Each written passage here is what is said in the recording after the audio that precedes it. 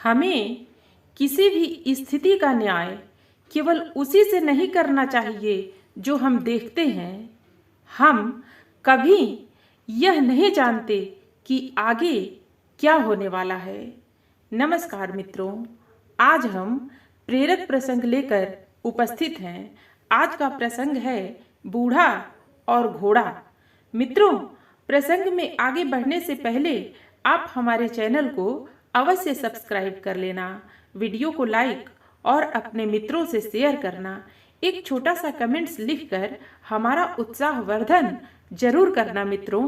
तो आइए चलते हैं प्रसंग की ओर। मित्रों, एक गांव में एक गरीब बूढ़ा रहता था। वह बहुत गरीब था, फिर भी उसके पास एक सुंदर सफेद घोड़ा था। इसके कारण राजा के लोग भी उनसे ईर्ष्या करते थे।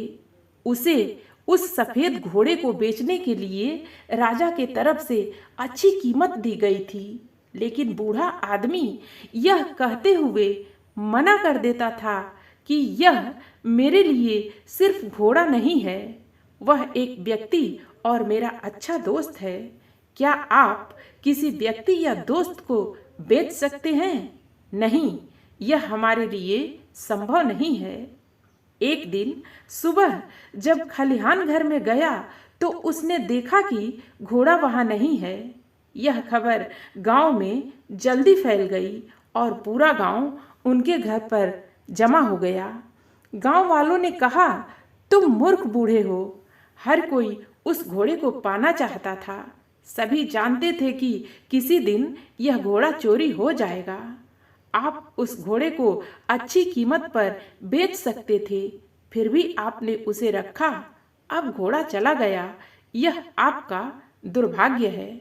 बूढ़े आदमी ने जवाब दिया, सच तो यह है कि घोड़ा स्थिर नहीं है।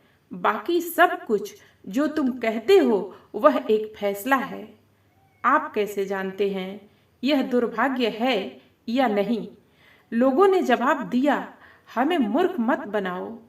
आपका सफेद घोड़ा चला गया है, यह आपका दुर्भाग्य है। गांव के लोग उस पर हंसे और चले गए। उन्होंने कहा कि वह पागल है। वह उस घोड़े को बेच सकता था और गरीबी में जीने की जगह एक बेहतर जीवन जी सकता था। कुछ दिनों के बाद सफेद घोड़ा जंगल से वापस आया। उसके साथ कुछ और जंगली घोड़े भी आए। गांव के लोग फिर उनके घर पर इकट्ठा हो गए और बोले, आप सही थे, यह दुर्भाग्य नहीं बल्कि आशीर्वाद है। अब आपके पास और भी सुंदर घोड़े हैं, आप उन्हें प्रशिक्षित कर सकते हैं और बेच सकते हैं। बूढ़े ने उत्तर दिया, फिर से आप बहुत दूर जा रहे हो। बस आप यह कहें कि घोड़ा वापस आ गया है और अधिक घोड़ों का होना एक आशीर्वाद है। यह केवल एक टुकड़ा है, एक दिन यह भी गुजर जाएगा। इस बार गांव के लोग चुप रहे। बूढ़े आदमी के इकलौते बेटे ने घोड़ों को प्रशिक्षित करना शुरू कर दिया।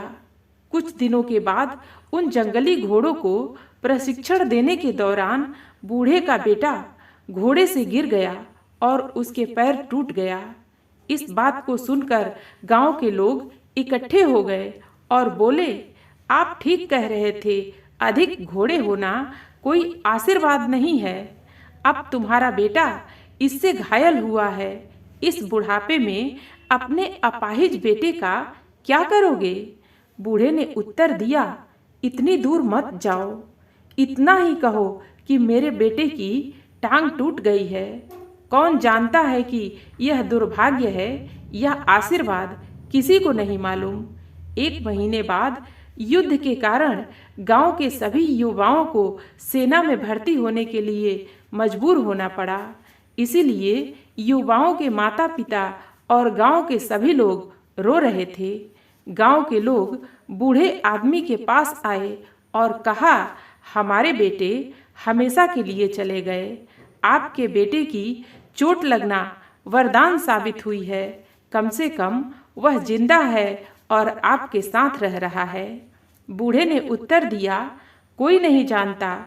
इतना ही कहो, हमारे बेटे को सेना में भर्ती होने के लिए मजबूर किया गया और आपके बेटे को मजबूर नहीं किया गया।